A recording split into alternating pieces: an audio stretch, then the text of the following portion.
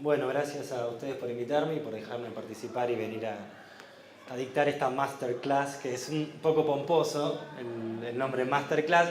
En principio mi idea es una clase donde les voy a tratar de transmitir algunas herramientas prácticas que como guionista y como desarrollador a lo largo del tiempo fui aprendiendo y que creo que les puede servir a ustedes, ya que bueno, la idea es que así como estuvo la actual convocatoria y las nuevas, que ustedes tengan herramientas para desarrollar, porque como dicen en Alaraca, la clave es el desarrollo.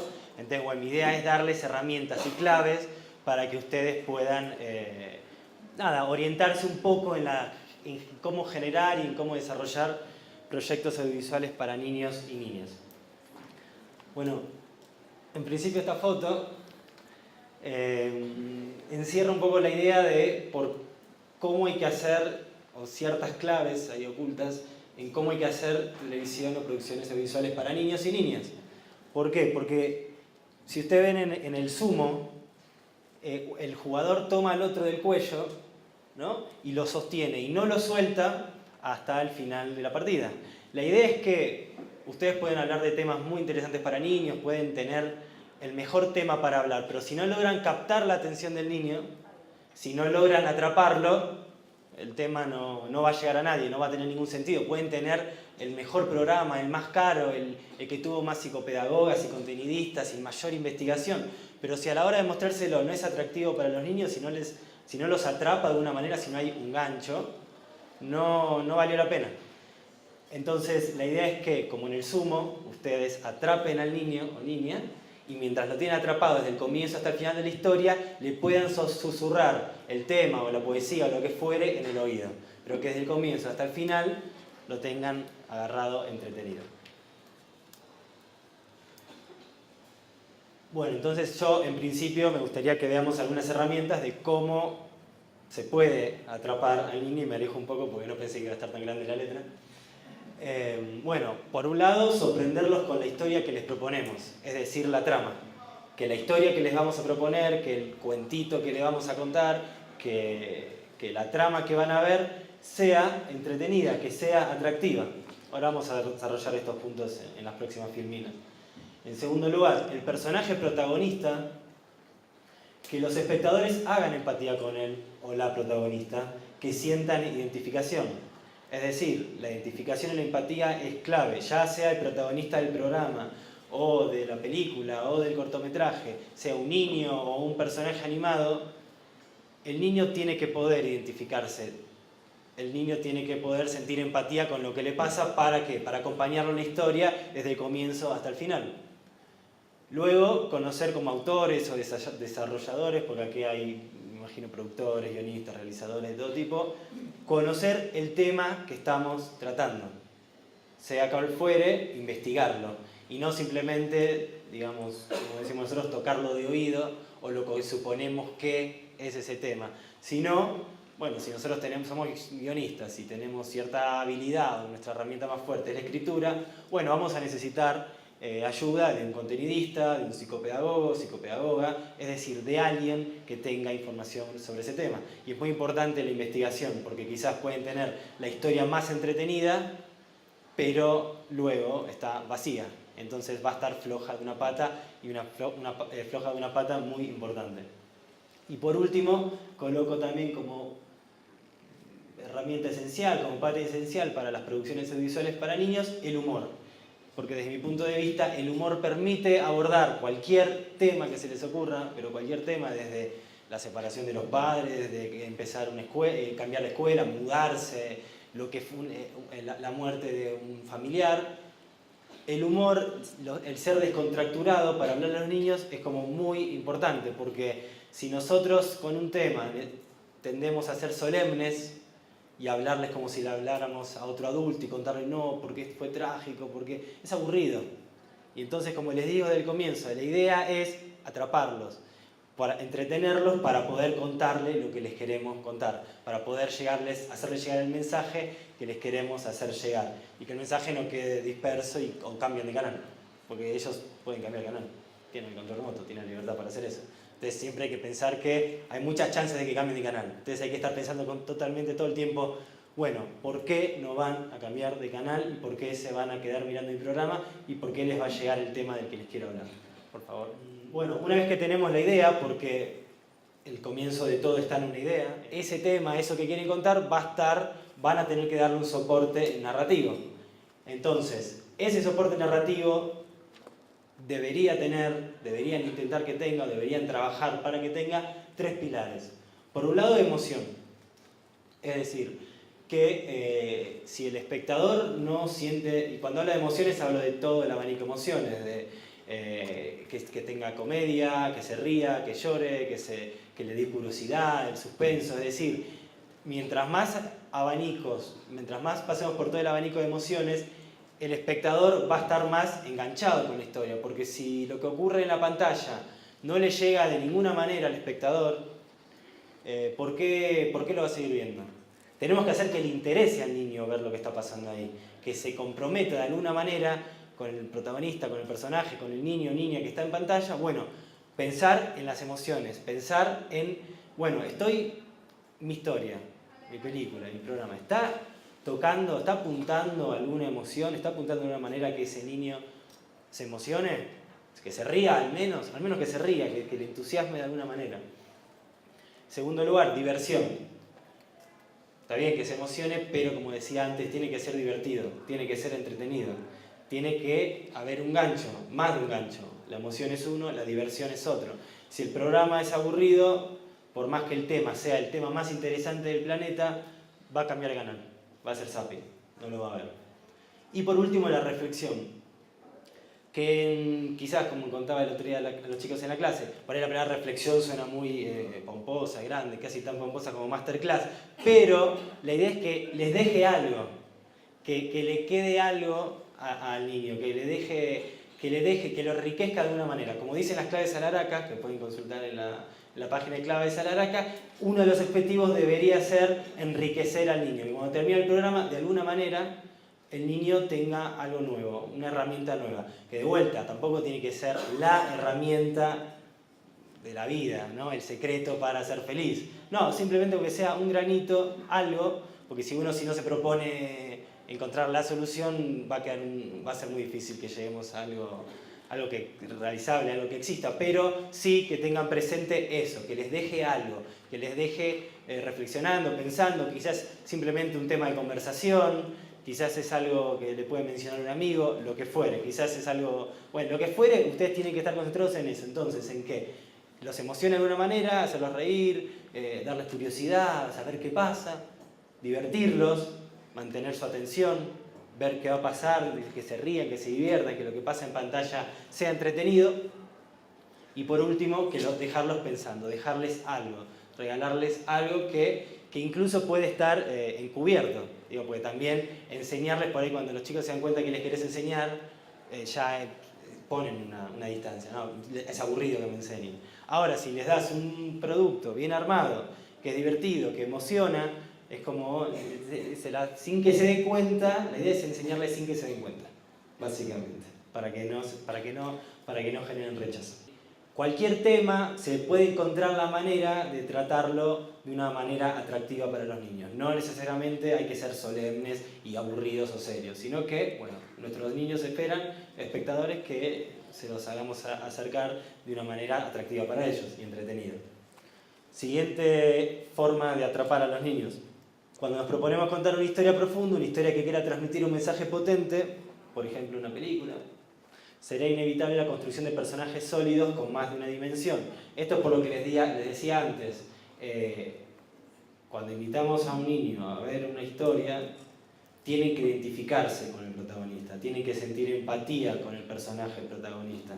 Y para que sienta empatía y para que se identifique, no puede ser un personaje plano, chato, inverosímil. Tiene que tener cierta complejidad, tiene que tener cierta profundidad, como tenemos todos y como tienen todos los niños. Todos tenemos defectos, todos tenemos virtudes, y eso hace que un personaje, cualquiera de nosotros, tengamos más de una dimensión. Entonces, cuando queramos contar una historia, tenemos que vamos a tratar un tema con desarrollo, y que por ahí, si es una película, vamos a tratar de que esté 80, 90 minutos frente a la pantalla el niño, bueno, vamos a tener que, ya que en este caso la puerta de entrada a la historia va a ser el personaje, el protagonista, vamos a tener que construirlo, vamos a tener que dedicarle tiempo.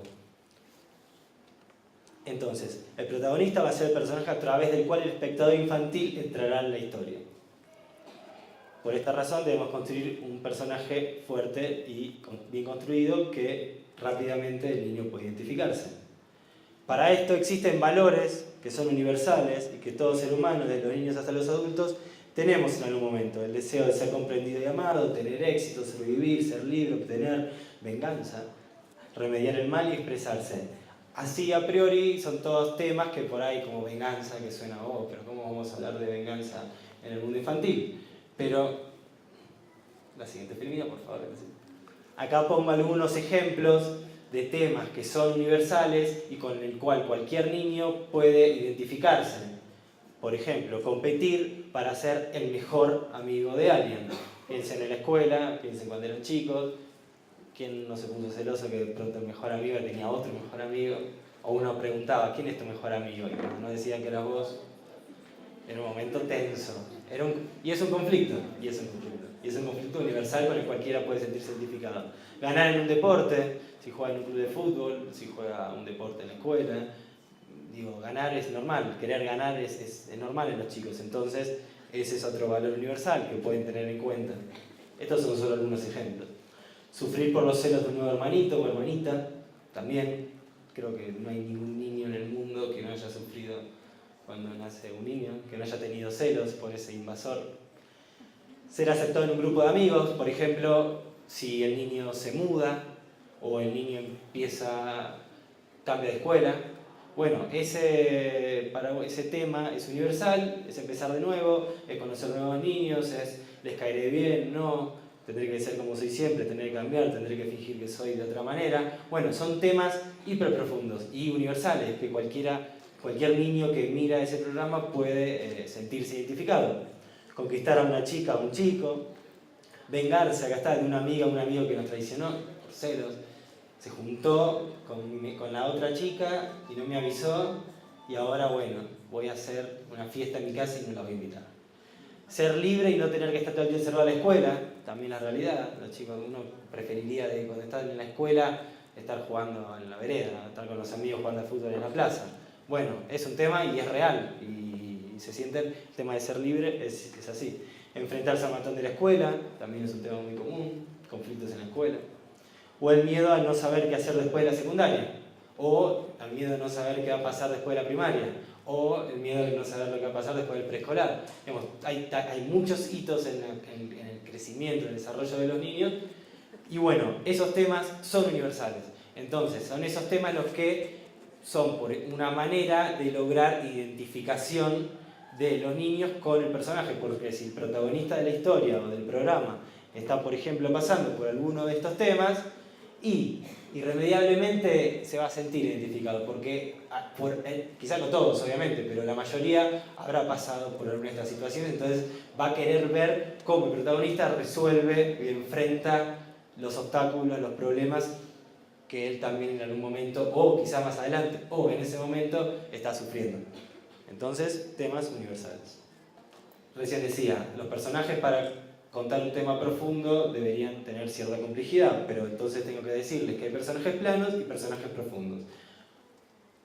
Los personajes planos son los que tienen solo una característica y nada más. Es decir, no son valientes y tímidos al mismo tiempo, como podría ser un personaje con contradicciones o como podría ser cualquiera de nosotros, sino que tienen solo una característica exacerbada. Son personajes planos, como el Pato Donald, que por ejemplo es exageradamente fastidioso. Su rol en cualquier programa donde aparezca el Pato Donald o película que fuera va a ser fastidiarse ante determinada situación. Exageradamente bruto. Esa es la cualidad de Pedro Picapiedras. Entonces, en cualquier programa que vos veas, de episodio que veas de los Picapiedras, la cualidad única de este personaje va a ser que es bruto. Exageradamente tonto. Patricio siempre va a ser exageradamente tonto. Y en cualquier episodio de Bob Esponja que vean, ante cualquier tema, ante cualquier conflicto, su manera de enfrentarlo, su manera de resolverlo va a ser desde un pensamiento totalmente lateral. El que cualquiera de nosotros pensaría que sería la forma más fácil o lógica o lineal de resolverlo, Patricio Estrella va a tener la idea completamente distinta. Scooby-Doo es el exageradamente miedoso. Ante cualquier situación le va a dar miedo. La idea de estos personajes planos se utilizan en series o en programas o en producciones audiovisuales que no tienen un gran desarrollo, que no tratan un tema profundo, sino simplemente son episodios que empiezan y terminan y son entretenidos. Entonces no es necesario dedicar tiempo para presentar al personaje, porque ya todos sabemos, cualquier niño sabe, son figuras arquetípicas. Entonces cualquier niño ya sabe que el Scooby-Doo es el miedoso. Y si hay otro personaje que aparece y también es miedoso, ya está, ok, entienden. Este va a ser el personaje que siempre es miedoso y vas a estar esperando el momento en que Scooby-Doo pase el tipo sin cabeza y se asusta y salga corriendo. Bueno, no importa. Bueno, por ejemplo, el coyote y el correcaminos también. El coyote es planísimo, siempre quiere lo mismo y nunca encuentra, no es que tiene más de un plan, o no tiene una sola forma de querer atrapar, siempre es con una estrategia que le sale mal. Entonces, los personajes planos sirven mucho para lo que es comedia, sirven mucho para no tener que dedicar tiempo de presentar al personaje, de explicarle al espectador quién es o qué hace. Piensen, no existe el primer episodio de El coyote y el correcaminos. Digo, un primer episodio donde te expliquen que bueno, el coyote resulta que tiene hambre y viene al desierto, no hay mucha comida aparentemente, o hay un solo pájaro, y entonces todos los días se levanta y un día conoce el correcaminos y a partir de ese día decide atraparlo o no. El primer episodio, el 10º, el número 100 y el último ya arranca con el coyote queriendo atrapar al correcaminos. Entonces, estos personajes planos, estos personajes que no son complejos, sirven para ese tipo de programas. Sirven para programas donde no hay un tema profundo que tratar, sino simplemente entretener.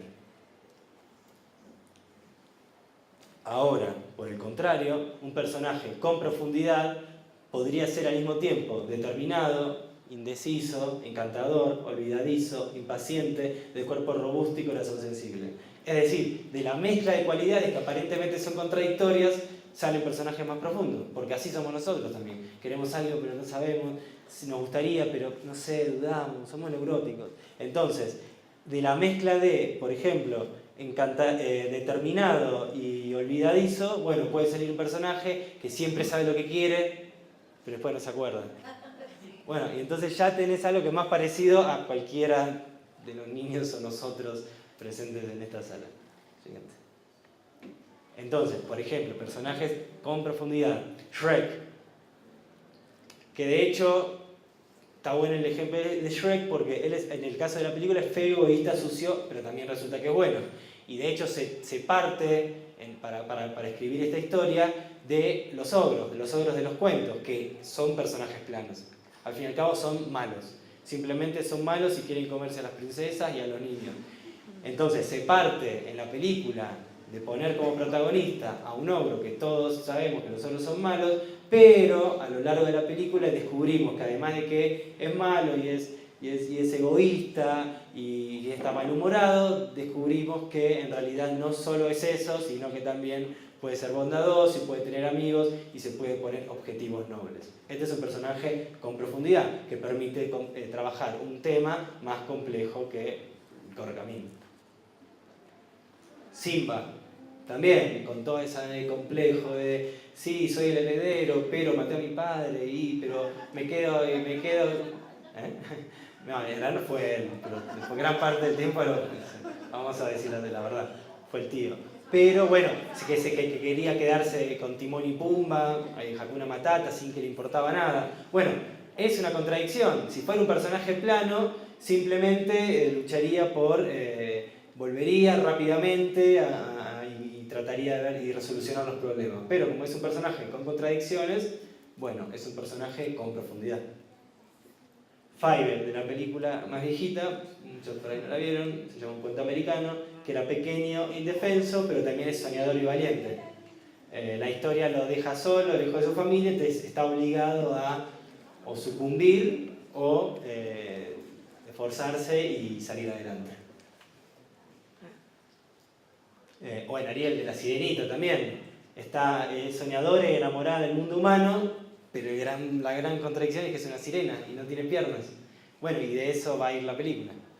Va a tratar de conseguir piernas. Bueno, esa contradicción es muy fácil sentirse identificado con los personajes con contradicciones y con profundidad que con el correcaminos.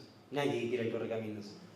Y aparte, y con el coyote en un punto uno quiere que gane. Pero sin embargo cualquier niño a los seres planos los mira desde afuera, como un poco desde arriba incluso, como yo soy más inteligente que Pedro Picapiedra, o soy más inteligente que Patricio Estrella, o que Bob Esponja incluso. Entonces los niños a los personajes planos los ven desde arriba.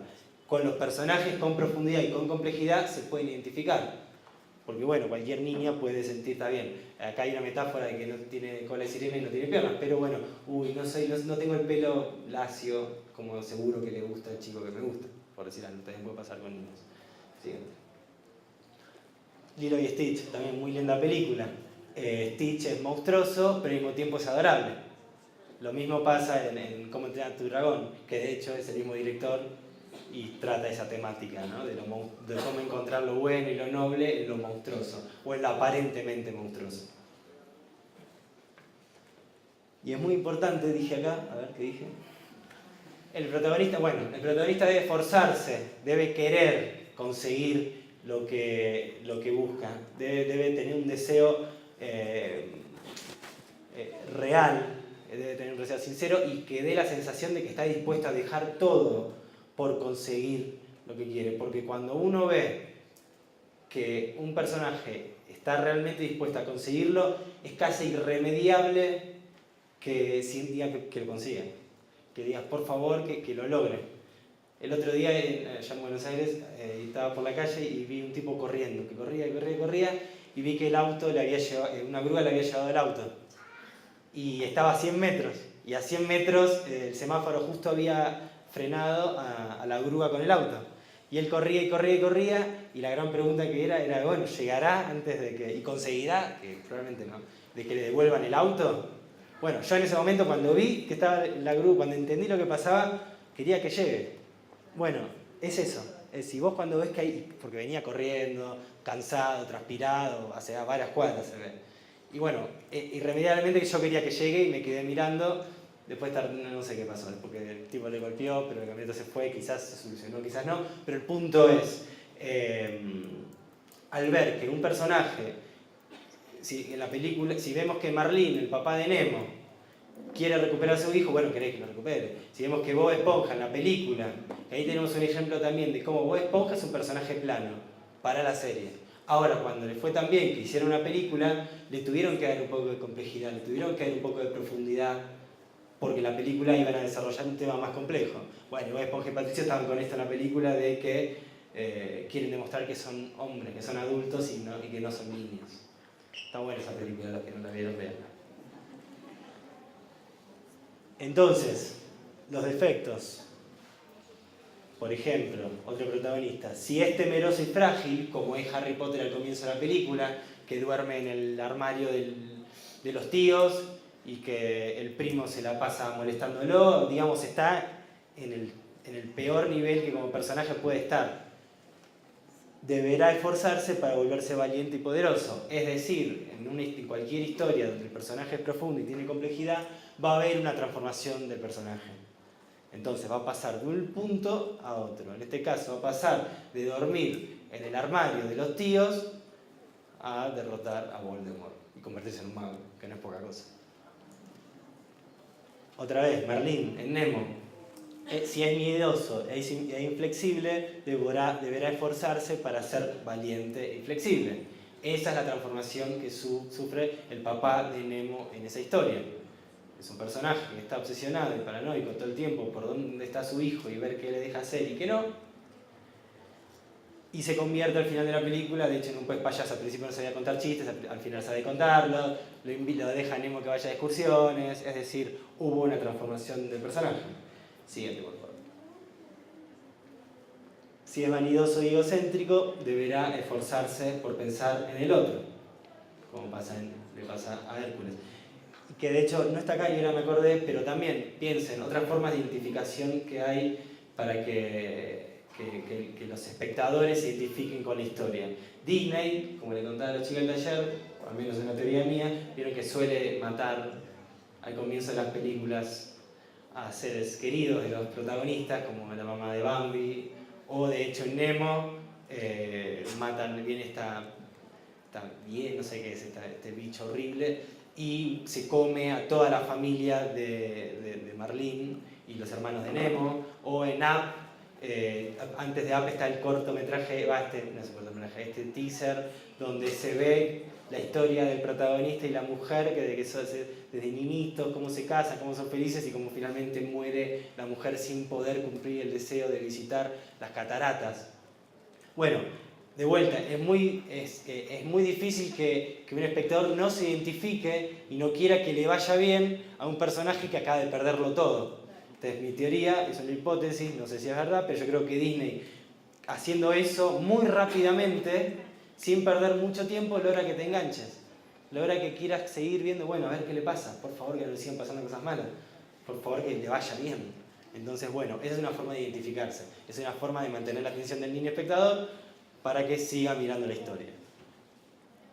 Tampoco digo que mañana en las convocatorias, en los proyectos, todos mueran. Claro, sí, ya son todos a llorar y todos muertos. Bueno, acá puse un poco para que ustedes también puedan ir haciendo, que no sea tan abstracto. Si uno piensa la historia, la película como una cuestión lineal, digamos que un personaje profundo siempre va a comenzar en un aspecto negativo, en algo con un defecto, con una característica que no lo deja ser feliz, y termina, cuando termine la historia, termine el programa, lo que fuere, termina positivo, es decir, eso que no le permitía tener una vida plena, por decirlo de una manera, luego lo habrá solucionado. Como contaba en el taller, ya por 10ª vez, porque ahora me estoy repitiendo mucho, Andrew Stanton, que es el guionista de Nemo, lo ilustra, dice que para él hay que ver de tu personaje qué es eso que se rasca, qué es eso que le pica al comienzo de la historia, ¿no? Como que no puede dejar de rascarse, que le molesta. Bueno, eso que le pica, eso que no puede dejar de rascarse, es esa falta, es esa carencia, es eso que va a tener que transformar para poder ser feliz, básicamente. Y hablamos de los protagonistas y hay que hablar de otro arquetipo que también es muy importante en cualquier historia, que son los antagonistas, porque sin bien no hay mal, sin mal no hay bien, y sin protagonista no hay antagonista, y sin antagonista no hay un protagonista fuerte. Entonces vamos a ver ahora ejemplos de villanos. Por ejemplo, hay villanos planos, como por ejemplo en Los Autos Locos, no sé cómo se llama acá, ese Cars. Pierdo no hay una, que estaba con el perro Rositas, Cars, que siempre quería hacerle caer en trampas a los demás, pero bueno, eso es en comedia. Ahora, cuando hablamos de antagonistas, de villanos, de fuerzas que se oponen al plan del protagonista, es decir, el protagonista quiere una cosa y tiene que haber una energía que se le oponga, que le impida conseguir eso que quiere, porque si no hay una energía que le impida conseguir eso que quiere, es fácil, y si es fácil no hay conflicto, y si no hay conflicto es aburrido. Entonces ustedes tienen que pensar en eso. ¿Cuál es el conflicto en mi historia? ¿Cuál es el conflicto al que se está enfrentando mi personaje? ¿Cuáles son los obstáculos a los que debe enfrentarse? Porque como vieron, del roce de dos maderitas aparece el fuego.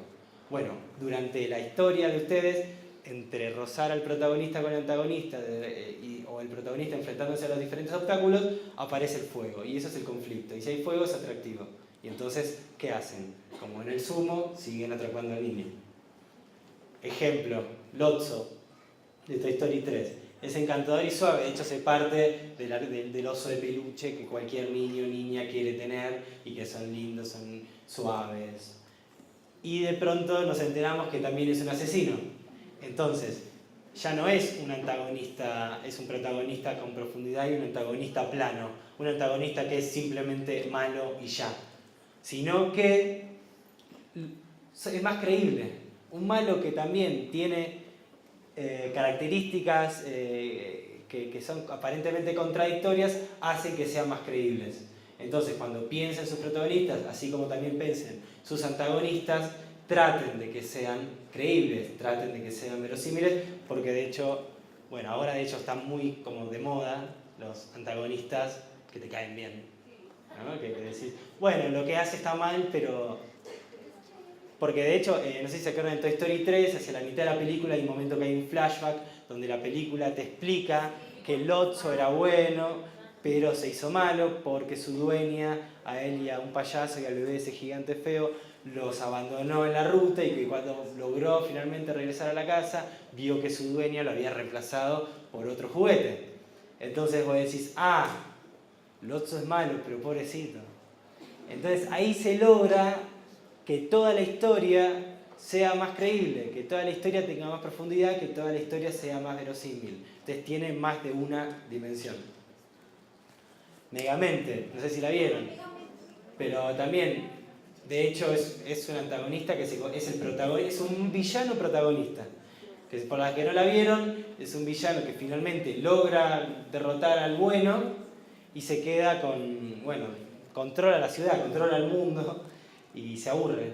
Y después al principio disfruta porque se la pasa robando y hace lo que quiere en la ciudad, pero después de un tiempo se aburre y él tiene que crear un nuevo superhéroe para poder divertirse. Entonces tenemos un genio criminal muy sensible, que de hecho en la película también te cuentan al comienzo, desde niño, cómo es que se convierte en malo. Entonces ahí vos también en un punto te lo ponen para que vos puedas hacer empatía, para que el espectador haga empatía, que se identifique. Porque recuerden, todo esto es para que haya identificación, para que haya empatía de los niños espectadores y sigan mirando la historia y no cambien de canal. Scar mató al padre de Simba. Es muy malvado, pero al mismo tiempo es inteligente y es elegante, y de hecho en partes de las películas se sugiere que desde pequeño eran dos hermanos y a uno lo pusieron de rey y a él medio que no le dieron ninguna función. Entonces en un punto, yo no digo, que no justifico que mate a Mufasa, pero hay algo que sí, pero podrían haber sido un poquito más cariñosos con Scar. Igual después se pasa de rosca, te querés que gane Simba, porque bueno, Simba es mejor.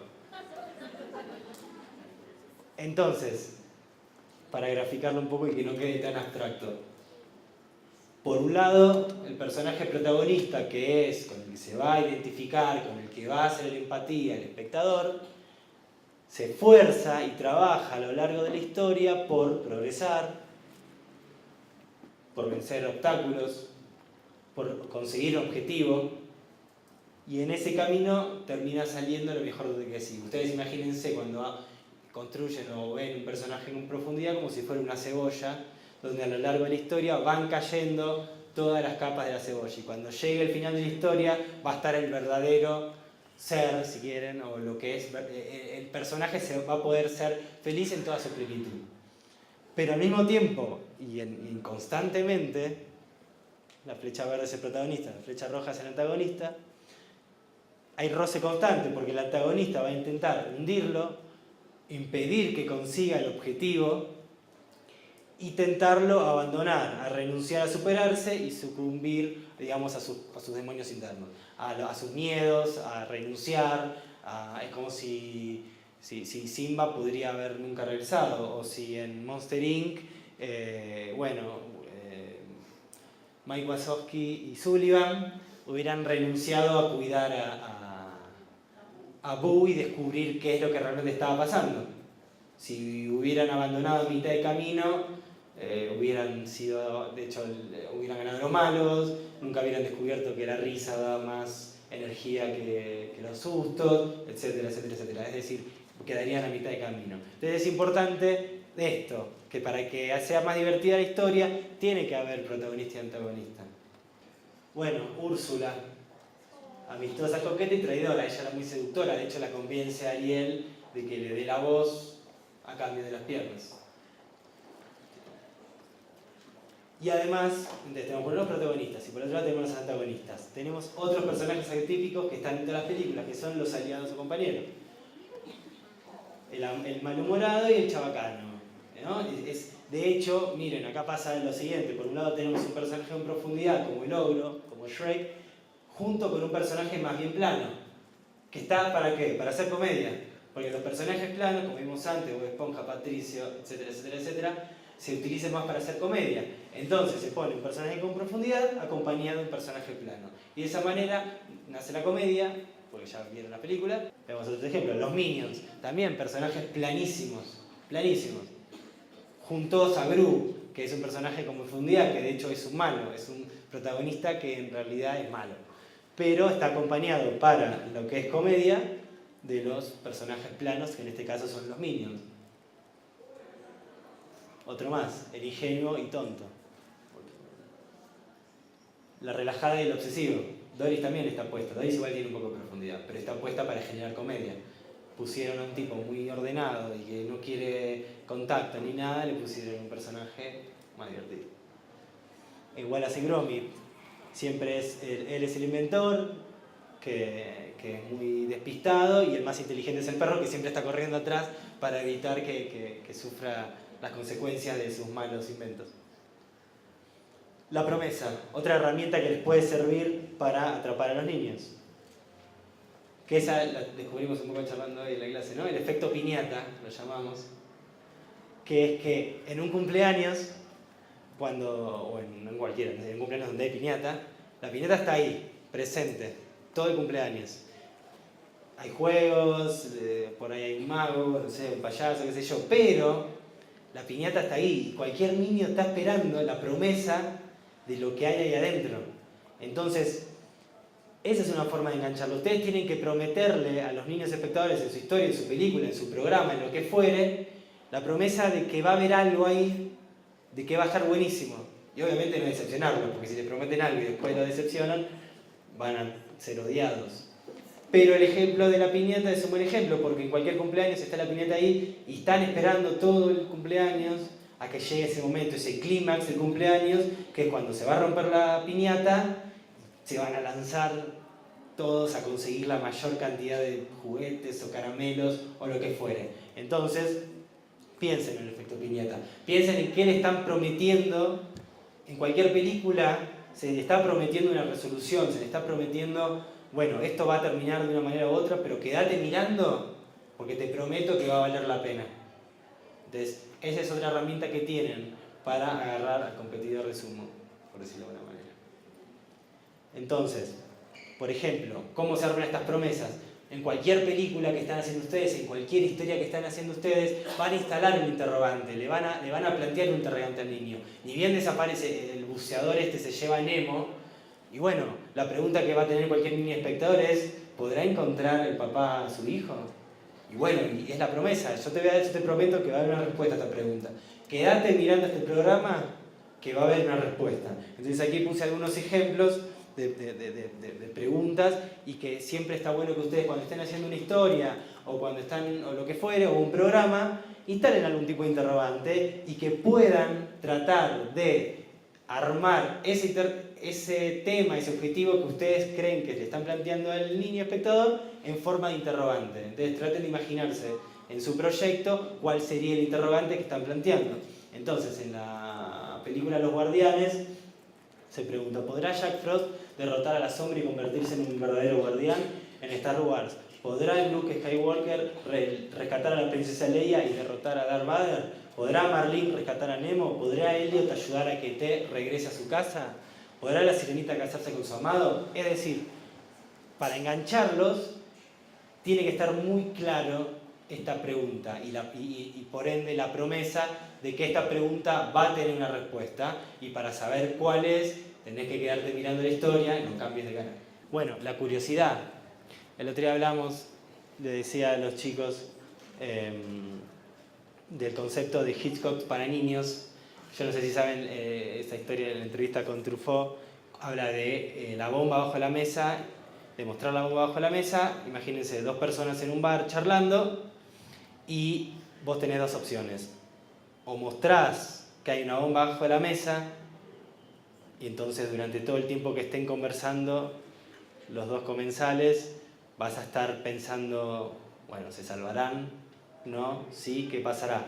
O la otra opción que plantea él dice es la sorpresa. De pronto ves a dos tipos almorzando, ¡pum!, explota la bomba.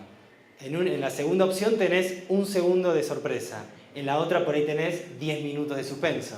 Vas a tener enganchado 10 minutos. Entonces, en esta versión de Hitchcock para niños, les voy a mostrar este video de YouTube, y que a uno que se la pasa pensando estructuras narrativas complejas, haciendo focus group, hablando con gente que sabe del tema, psicopedagogos, simplemente lo que hacen es video donde está ahí miles de huevos Kinder, o de esta marca, que no sé cuál es, y los van abriendo.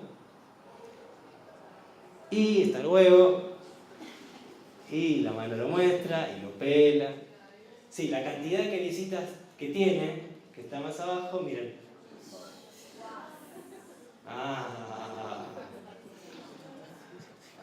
Mañana la convocatoria. Y es esto, y es una hora. Y es esto. ¿Y qué es lo que pasa? ¿Por qué hablaba de Hitchcock para niños? Porque acá hay dos herramientas narrativas básicas pero efectivísimas, que es suspenso, de saber qué es lo que hay ahí adentro. ¿Qué hay ahí adentro? Entonces, y luego está la sorpresa, la resolución a la trama.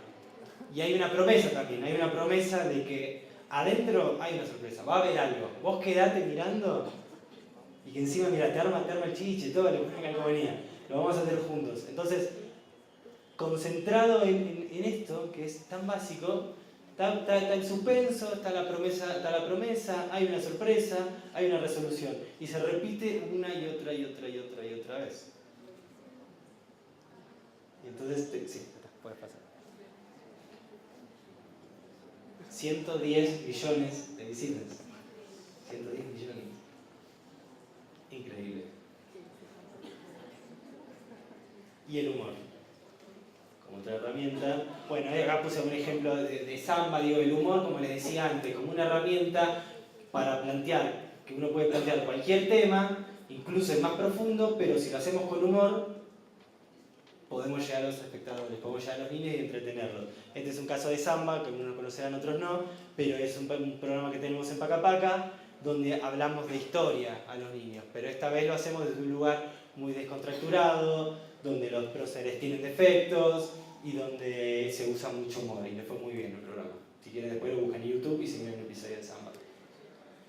Recordar e investigar para quién escribimos, porque hay que recordar para qué estamos escribiendo, o para quién estamos desarrollando el proyecto, y eso, hay que investigar, porque para ellos estamos escribiendo, para que lo vean niños.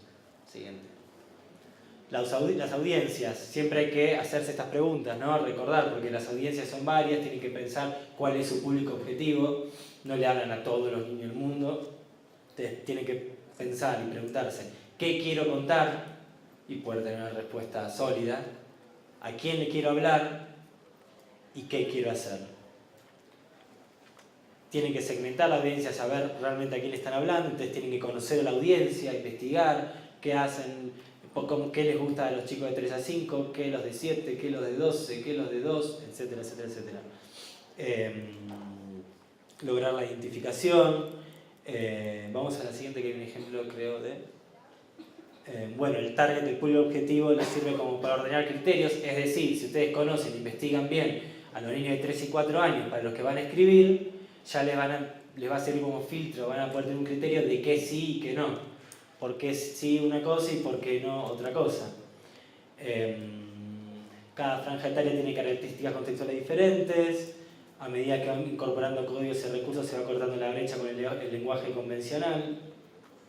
Hay que conectarlos con aquello que les gusta e interesa, personajes con los que se pueden identificar, como estuvimos viendo, situaciones con las que se pueden identificar, como vimos en los ejemplos de valores universales, y cosas en donde puedan sentir que son competentes, es decir, que sientan que pueden hacer algo, no algo que es totalmente fuera de su contexto o fuera de su mundo, sino, bueno, la identificación, como ven, aparece varias veces, entonces es indispensable que ustedes investiguen y que piensen que lo que están haciendo debería lograr la identificación de los niños espectadores, sea lo que sea.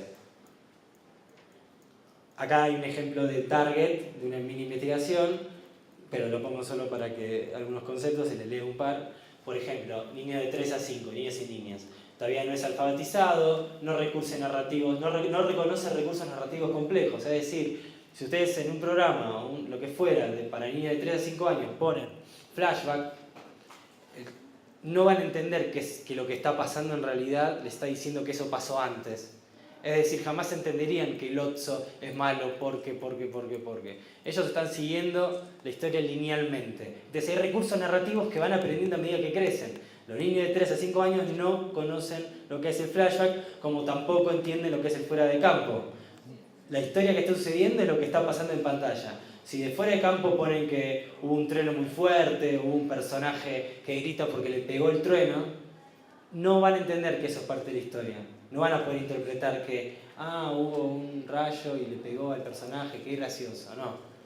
Lo que sucede acá es lo que sucede acá. Entonces tienen que investigar, si van a hacer cosas para niños de 3 y 4 años, qué recursos narrativos pueden usar y cuáles no. El espacio importa tanto como la historia, es decir, el lugar donde sucede. Es tan importante la historia de Merlín buscando a Nemo que el océano, por ejemplo, por decirlo. No les interesa mucho el diálogo sin acción, es decir, para niños a 3 a 5 años no metan mucho diálogo, que no hablen los personajes tanto. Acciones, muestren lo que ocurre. Esto es audiovisual. Entonces, la acción siempre le gana a los diálogos. Siempre. Y los diálogos terminan siendo aburridos y van a cambiar de canal.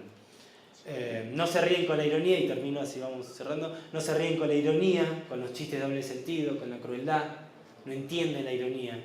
Le contaba que el otro día había un video dando vueltas por Facebook, que era en un cumpleaños de un niño que había una piñata que era de Spider-Man y que tenía el palo y el padre, llegaba el momento en que tenía que romper la piñata. Y vos ves que el video, que el niño, es un video casero, después si quieren búsquenlo, y ven que el niño se acerca y como que duda y que no sabe, y de pronto se pone a llorar, porque no quiere pegarle, destruir a Spider-Man, que es su héroe. Entonces, entonces hay que ver lo que ustedes hacen, los proyectos que desarrollan, para qué target es, y por qué hay cosas que sí y por qué hay cosas que no. No, que es verdad que también acá les decimos, según la convocatoria dicen, o supuestamente hay que ser divertido, que deje una linda enseñanza, que sea tierno, que venda muchos muñecos. Digo que es el caso, pero suele pasar. Yo cuando laburo en cualquier producto, o Disney, Pacapá, qué sé yo, cada uno tiene lo que quiere. Entonces, finalmente todos quieren que esté todo esto, que venda muchos muñecos, que tenga poesía, que haya diversidad, que se pueda ver en cualquier lugar del mundo, que gane premios y que cueste poco dinero siempre. Nunca hay suficiente dinero, siempre hay que recortar costos. ¿Ese personaje es necesario? ¿O lo podemos sacar? ¿Hace falta que vaya al mar o puede suceder todo en esa habitación? ¿No podemos resolver todo en un solo escenario? Bueno, y entonces pasa esto, que es verdad, que hay que hacer esto. Y entonces, ¿qué pasa con los desarrolladores, con los productores, realizadores y guionistas? Pasa lo siguiente. Entonces, la idea, como le dije al comienzo, esto fue corto, es como quería que vean algunos elementos y herramientas que ustedes pueden llegar a considerar a la hora de desarrollar sus proyectos, que tengan en cuenta que tienen que atrapar al espectador, que tienen que tratar temas que cuando hablamos de televisión de calidad, de hablarles a los niños como ciudadanos, que tienen que enriquecerlos, que tienen que pensar cuál es la mejor manera de hacer llegar ese tema, porque finalmente cualquier tema está sostenido sobre una estructura narrativa. Y bueno, y que algunas de esas herramientas son las que vimos hoy. Tocar temas universales, personajes con profundidad, personajes que generen identificación y que generen empatía. Y que bueno, más allá de todo esto, después termina saliendo. Hay un momento de crisis, que lo hay, pero generalmente si después hay un trabajo, hay una investigación y hay un buen equipo de trabajo, porque no trabajan solos, terminan generándose resultados. Entonces vale la pena las horas que van a pasar con Jaqueca en su casa. Bueno, ahora pasamos a las preguntas, ¿no?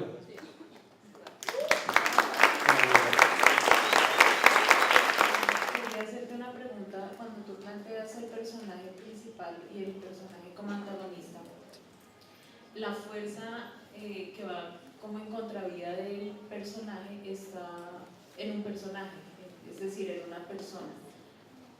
¿Cómo se puede manejar una situación o una historia en la que esa fuerza contraria no sea un personaje, sino... Sí, sí, sí.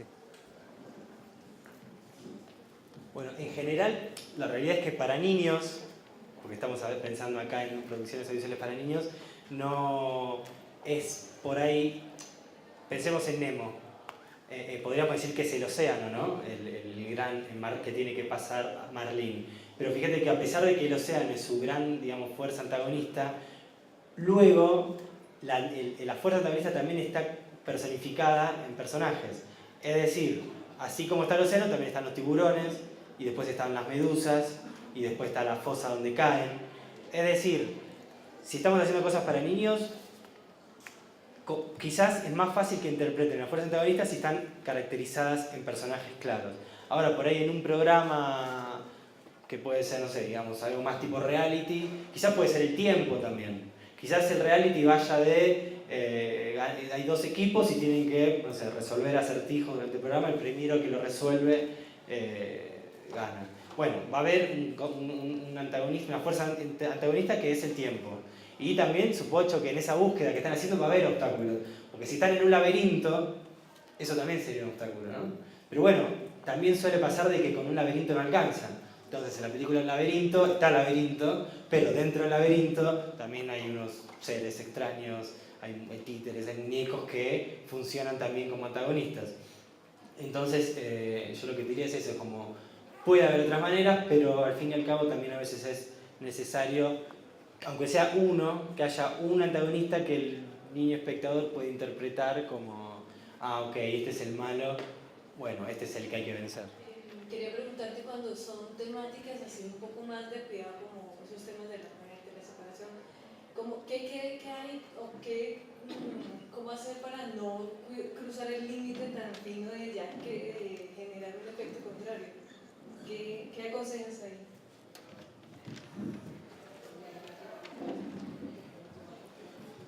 Bueno, obviamente cuando toquen temas sensibles van a también charlar con algún contenidista, una psicopedagoga que sea alguien, un profesional que sepa más del tema. Ahora, yo para mí, primero como guionista, yo primero tiro fruta, voy para el frente. Quizás me pase, pero prefiero pasarme a que quede solemne o a que quede como demasiado serio. Sí, digo, primero para mí hay que encararlo siempre de un punto de vista diferente. Hay que perderle respeto a veces a los temas, porque también hay que ver los temas no como adultos, sino también no hay que transmitir los mismos prejuicios que nosotros tenemos hacia ese tema a los chicos. Los chicos lo ven desde su punto de vista, de hecho, por ahí un adulto puede sufrir mucho la muerte de alguien, pero un niño por ahí te puede sorprender y entenderlo y superarlo más fácil. Entonces, primero eso, como tratar de sacarse de encima la cuestión. Alguien del taller decía, no, bueno, pero yo siempre vengo con mi mochila de moral y ética, y bueno, tratar, es difícil, pero tratar de dejarla a un lado, de tratar el tema de una manera que sea atractiva para los chicos, con cuidado, después ver cuando llega un punto, pero cuando llega un punto que bueno, sí, esto ya está, habla de cualquier cosa menos de lo que quería hablar. A veces hay que arriesgar un poco, uno no sabe, pero bueno, por eso también vos puedes tener una idea, pero lo vas a consultar. Y de hecho, vas a tener gente que filtra, digamos, Señal Colombia te va a decir, nunca estás solo. Ahora, está bueno también que en las convocatorias hay un problema que para mí es que a veces da miedo, hay dos opciones, o decir, bueno, esta convocatoria quiere esto, y entonces, bueno, voy a cumplir con mi proyecto, quizás lo hago muy conservador, pero sé que responde exactamente a lo que quieren, versus arriesgar un poco y ser un poco más original, porque si no, en un punto todas las convocatorias recibirían proyectos iguales. Y yo sé que también da miedo arriesgar, porque sí, pero mirá si arriesgo mucho y ni lo leen o no lo tienen en cuenta. Bueno, es un tema, cada uno decidirá en su momento, bueno, voy a arriesgar, el tema es convocatoria, proyecto sobre la muerte de un ser querido. Bueno, ahí decidirás tú, sabés que vas a competir con otros y hay otros que van a hacer cosas más serias, más conservadoras. Yo diría que yo apostaría a hacer un proyecto que por lo menos sea original, que esté justificado, que no sea hacer humor o tratarlo así porque sí, sino que bueno, en la carpeta esté justificado por qué se trata desde ahí, que incluso tenga un aval de una psicopedagoga que diga, sí, es por esto, y cuando lo tengas que defender en el pitch, en la charla con la productora, diga, no, bueno, decidí encararlo de esta manera, por esto, por esto, por esto y por esto otro. Así que es eso, diviértanse también cuando están escribiendo y desarrollando proyectos, que no sea aburrido y que como, no sé si está acá, pero que el tema a ustedes los entusiasme, a ustedes les guste, porque si van a hacer hay un tema que les interesa, pero imaginen que aplican a una convocatoria y ganan, pero después resulta que el tema, como lo habían planteado, en realidad lo hicieron así bien porque se veía que iban a ganar, pero a ustedes no les entretiene, no les divierte, y de pronto tienen que hacer 26 episodios, es decir, que van a estar con esa serie durante un año, y bueno, por ahí no estaba tan bueno ganar de esa manera. Lo importante es que el proyecto que genere, el formato que genere, el tema que planteen, los entusiasme, porque después van a estar un año laburando y va a haber menos dinero y todos los problemas que trae, y si les entusiasma mucho el tema y el proyecto, van a seguir adelante. Ahora, si el proyecto no les entusiasmaba tanto, a mitad de camino van a querer dejar todo y ¿para qué me metí a hablar de la muerte de esta manera? Hola, pensando en dos escenarios, uno ideal y otro no tan ideal, como lo que mencionabas al final, y pues buscando siendo realistas, pero buscando un equilibrio, ¿cuál sería como el equipo ideal para lograr un guión de calidad para una serie de calidad de televisión para niños, considerando dos escenarios? Uno donde todo en términos de recursos sea posible y otro donde, pues, digamos que lo mínimo que consideras para lograr para eso. armar el proyecto.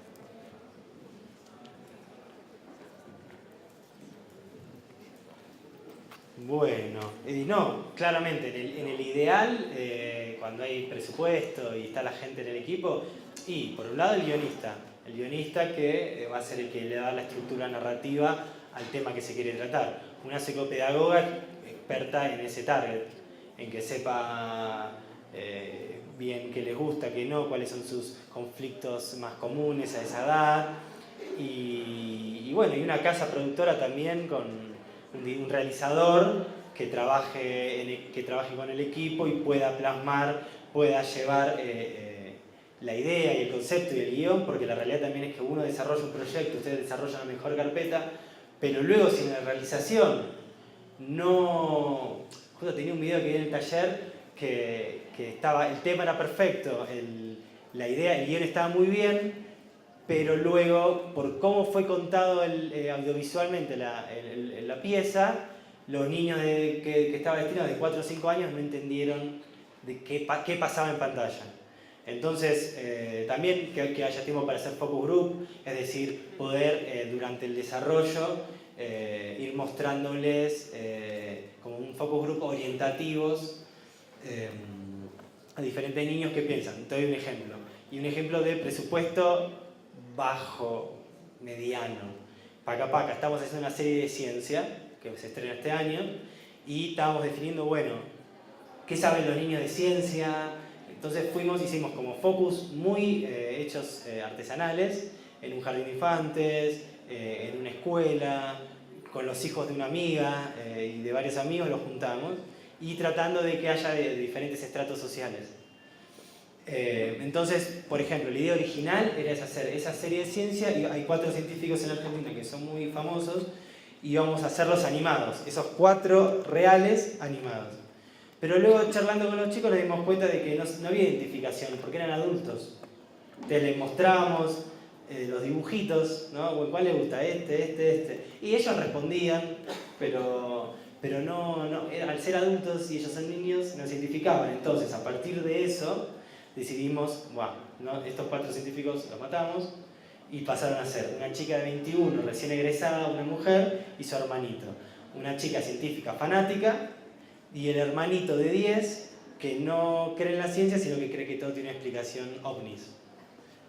Entonces, porque hicimos también íbamos con la psicopedagoga, que ella era la que preparó, digamos, las fotos, imágenes que le íbamos a mostrar a los chicos, entonces le mostraban una foto de una mujer, oficinista. ¿Ella puede ser científica? Y para los chicos decían que no. Les mostramos hombres, mujeres, diferentes situaciones y entonces respondían quiénes podían ser científicos y quiénes no. Entonces decidimos, y esta fue una decisión, porque siempre se habla desde un lugar, siempre se tiene un discurso, decidimos de Paca Paca que el protagonista de la serie de ciencia sea una mujer. ¿Por qué? Porque queremos que los niños y niñas espectadores empiecen a contemplar la idea de que pueden ser científicas, que no hay que ser hombre para ser científico. Y esto es lo que les decía a los chicos. Para mí los focus group, si tenés mucha plata, podés hacer un piloto, hacer el focus group y después hacer el piloto de nuevo en base a la devolución. Pero hacer un piloto es carísimo y hacerlo de nuevo todavía más caro. Entonces, para mí, cuando no hay muchos recursos, que suele ser nuestra situación, sirven estos focus group orientativos, que es, los vas haciendo mientras estás desarrollando el proyecto y vas tratando de interpretar que sí y que no, porque la verdad a veces sirven y a veces no sirven. Hay en las claves alaracas, que les recomiendo que entren porque está todo muy claro y está mucho de lo que vimos acá y está toda una interfaz muy cómoda. Dicen, bueno, no hay que ser niños centristas, que está todo bien que estamos haciendo producciones audiovisuales para niños, pero no es que vamos a ir a un focus group y de pronto van a decir, sí, nos gustan, queremos una serie que tiene elefantes y más elefantes, y bueno, vamos a hacer una serie de elefantes. No necesariamente. Entonces, no hay que ser niños centristas, tampoco hay que ser padres centristas. Yo tenía un productor, una serie que se estrena este año para Disney, que decía, bueno, pensemos en los temas que los padres les gustaría que sus niños vean. Bueno, tampoco. Entonces, los focus groups sirven tan buenísimos como para orientar. Porque también es verdad que los niños a veces dicen lo que creen que vos querés escuchar. Entonces también hay, cuando hacen focus group, tratar de que los niños se relajen la primera media hora y que después empiecen a decir la verdad. De hecho, de ese focus group, un nene se recopó y dijo, no, sí, que el nene tenga una mochila de donde saca todos los elementos tecnológicos. Y de ese focus group solo me llevé eso. Y de hecho el niño tiene la Mochitronics, así que le robé la idea. Y bueno, también buscar referencias. Si tienen ganas de hacer un programa de fútbol, un programa de geografía, bueno, buscar en internet, es muy fácil, programas que haya sobre fútbol, programas que haya sobre geografía. ¿Se parece mucho a mi proyecto? ¿Por qué el mío es original? ¿Qué le puedo cambiar para que se diferencie? ¿Cuál es el plus que va a tener que este no tiene?